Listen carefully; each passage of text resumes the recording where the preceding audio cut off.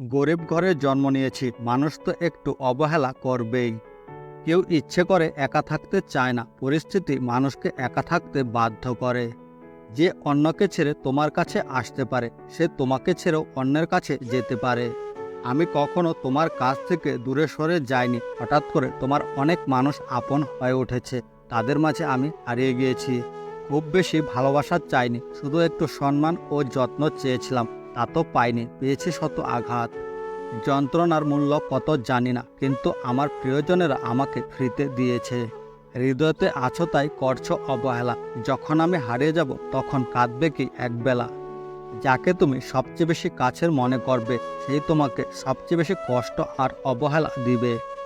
সব জিনিস ভাঙলেই শব্দ হয়, কিন্তু মন ভাঙলে কোনো শব্দ হয় না। যাদের জন্য নিজের সেরাটা দিয়েছিলাম, তারাই আজ শত্রু হয়ে পেছন থেকে ছুরি মারছে। জীবনে এর থেকে হতাশা আর কিছুই নেই। তোমাকে ছাড়া বেঁচে থাকা কঠিন, কিন্তু তোমাকে এই কথাটা বলা আরও বেশি কঠিন। মানুষের মধ্যে মন নামক জিনিসটা একটি অদৃশ্য বস্তু, তবু এটিকে বোঝার জন্য অনেক সাধনা করতে হয়। এটা বুঝতে কষ্ট হয় যে আপনি যার সাথে থাকতে চান, তিনি আপনাকে ছাড়া সবচেয়ে সুখী। কে জানতো কাছের মানুষগুলোর মুখোশের পেছনের চেহারাটা এত কুৎসিত হবে। সময় সবার মুখোশ খুলে দিল। সবাই ভালো থাকুক, এটাই আমার সবচেয়ে বড় চাওয়া, আর এই কারণে হয়তো আমাকে বারে বারে কষ্ট পেতে হচ্ছে। জীবন শূন্য থেকে শুরু হয়েছিল, আজ আবার সেই শূন্যতেই ফিরে এলো।